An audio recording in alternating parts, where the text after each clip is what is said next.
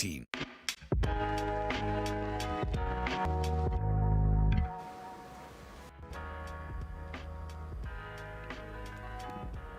Well, the abrupt ouster of Sam Altman as the CEO of OpenAI on the 17th of November has set off a series of events that have culminated in the return of Altman to the corner office at the company he founded and with a newly curated board of his choice. Sam Altman was ready to join Microsoft with co-founder Greg Brockman, with most employees from OpenAI, which has left lawmakers wondering if they can really rely on visionary leaders and influential companies to keep us safe without regulation.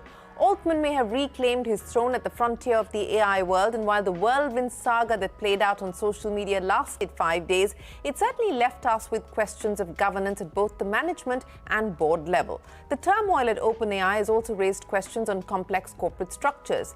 This has also cast a spotlight on the dynamics of the founder power, the role of investors, and the significance of employees as equal stakeholders in the quest to build businesses of the future. In this case specifically, there are also questions on the power OpenAI wields on the global artificial intelligence architecture. The upheaval underscores the adage, with great power comes great responsibility, echoing Attorney General Merrick Garland, who said in his remarks on the Binance matter that corporations only act through individuals who run them. End of quote. Hello and welcome to Young Turks, India's longest-running show on startups and entrepreneurship. I'm Shereen Bhan. Joining me today to discuss the implications of the OpenAI saga is Sanjay Nath, the co-founder and managing partner at Blume Ventures. Also with me, straight from the Valley, Dev Khare, partner at Lightspeed, and Rajesh Sawhney, the founder and CEO of GSF Accelerator. Gentlemen, appreciate you joining us here on the program. Now, Dev Khare, let me come to you first, only because you're in the Valley, so closest to the action geographically, quite literally. Dev, what do you make of what has transpired over the last 5 days?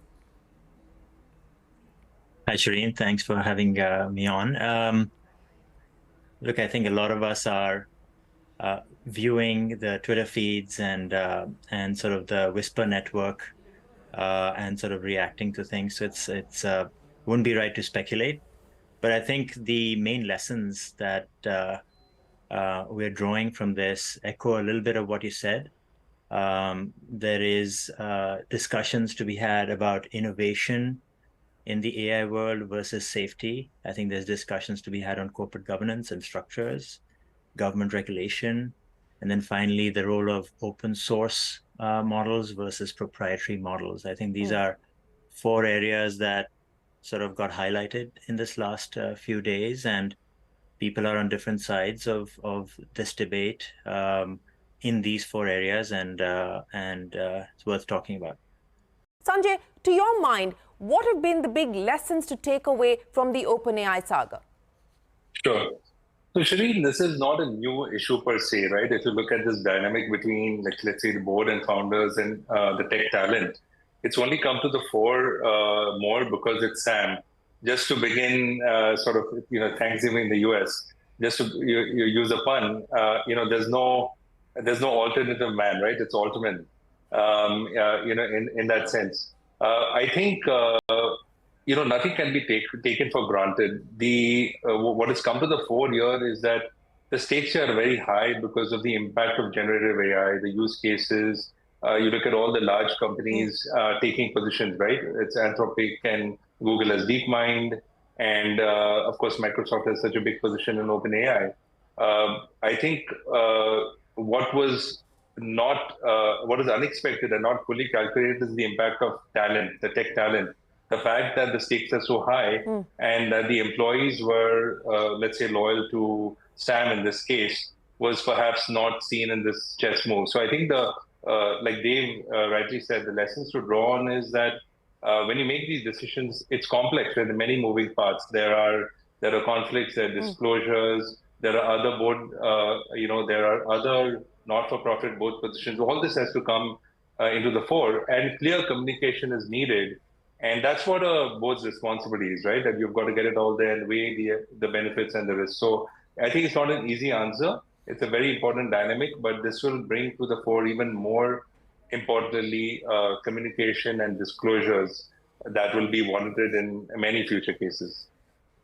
But Rajesh, on the role and the responsibility of the board in this case specifically, one of the board members actually saying that firing Altman would destroy, or in response to the concern that firing Altman would destroy OpenAI, said that would actually be consistent with the mission of the company, with the charter of OpenAI. Now, that's a pretty astounding statement to make. Yes, OpenAI was founded with a certain charter, with a certain mission of universalizing AI for the benefit of humanity. But for the board to take a position that goes as far as to say, we don't really care and we owe no explanation for our action, how do you read that? Yeah. This is, Shereen, in my mind, OpenAI is not a company, it's an extremely conflict-ridden organization. And I will classify the conflicts in 3 buckets. One is there is a non-profit parent, which has been constituted in 2015, and there is for-profit child. And that's a very complex relationship to manage in itself. And we've seen across the country many difficult manifestations and also a lot of successful examples where it's being managed well, including Tata's. Then there is a second issue of a celebrity CEO who has been brought in, who rightly feels he's created, 100 billion value, and probably not the love from the board or maybe even the compensation that he deserves. So there is that angle also, which I call commercial angles. And the third is a larger context, which I think they've also raised. So there is that narrative across the world that we need to protect humanity against singularity, universalization of AI. And I think clearly the board was constituted with that mandate. The constitution of board reflects that. Versus once you have gone into bet with Satya Nadella and Microsoft, there is a pressure to commercialize and commercialize in many different ways in which certain compromises have been made, which are usually made in the cases of startups. And history of Microsoft will tell you that they've always released half-baked products and they've been successful at it. So if you see these 3 buckets leading to many different conflicts, and top of it, I think it was the responsibility of Sam to either constitute the board that reflects the changing reality or have a communication which was broad and open enough. I think he failed there, in my view. So there has been a communication failure. And then there is a drama part of it, the way it gets manifested. There is an American way of sacking CEO without communication. There is an employee revolt. And then there is Satya factor, right? And clearly Satya was 2 steps ahead of the board. Board comes out as a naive board which had not thought through the consequences of its action. They brought in a CEO in a hastily manner. First the CTO of the company, then they got another one, and they just had no idea that Sam had so much of love from employees. And then there was a dubious role by Ilya, who first played one way and then played second way. So clearly board cannot not own responsibility of failing such a large mission-driven organization. Sanjay, let me come to you now with the point that was being made by Rajesh, that can this corporate structure continue, or are we likely to see the ruptures, the friction, the pressure points and the pain that we've seen through this saga emerge once again unless this issue is settled? Sure. By the way, Dave and Rajesh are both dear friends. I really like the way Rajesh, he was president of Reliance Entertainment. And I like the way also he categorized some of this. I saw an interesting tweet that said, move over Game of Thrones and Succession, right? This battle is playing out now. So this is interesting. Shereen, I think, I think of this as concentric circles or Venn diagrams. There's the board, there is Sam and his team, Ilya and Meera and everyone. And then there's the tech talent. If you hear this term of the 10x engineer, And that's nowhere truer in AI. If you look at the salaries that are being bandied about, because this is going to be game changing, correct? You go back to a YC batch, or even all of us investing in this. I think this was not calculated that where the team's allegiances and the alliances would lie.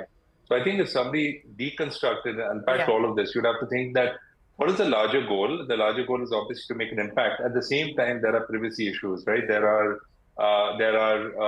so many other issues, and you have to weigh the benefit and costs of everything, and also different constituents.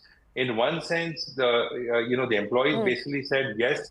They may have been conflicts, and there may have been disclosures, and there may have been sort of, I'm using the word improprieties.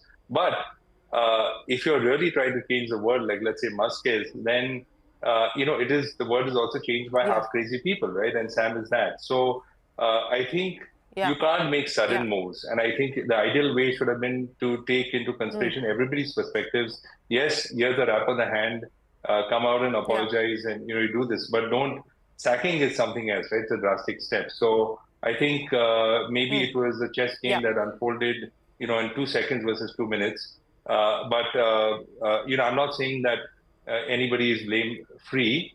But in this high stakes game, you've got to take in all the benefits and the risks and compile it all together. So in this high-stakes battle of innovation, and we're trying to change the world, and so we will redraw boundaries, and we cannot be accountable to anybody but ourselves, and so on and so forth. Are we perhaps, is there need for supervision? Is there need for regulation? Does this now bring back to fore the debate on this is too large for companies to self-regulate, or voluntary code of conduct, and so on and so forth? Governments need to step in.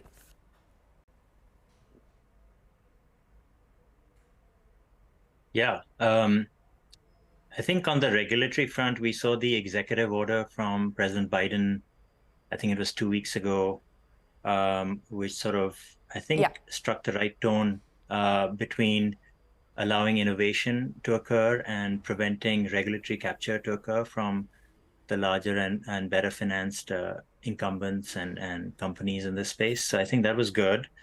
I think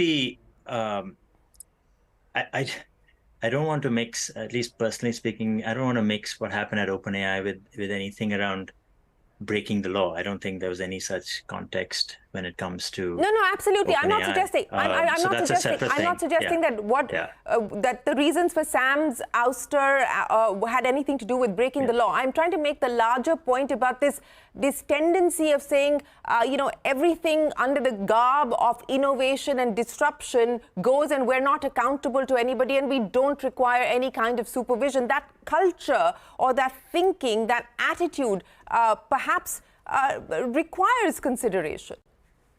It does, and there's been a healthy debate in Silicon Valley here between those 2 points of view, between sort of heavy regulation and completely open innovation. And as I was saying, I think there's a good tone being struck in the middle there.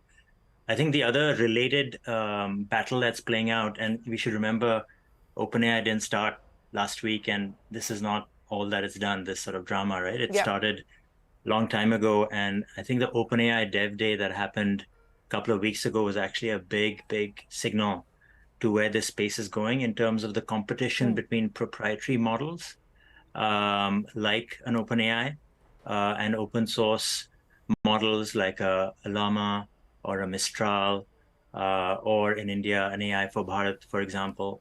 And I think that is going to play out as well.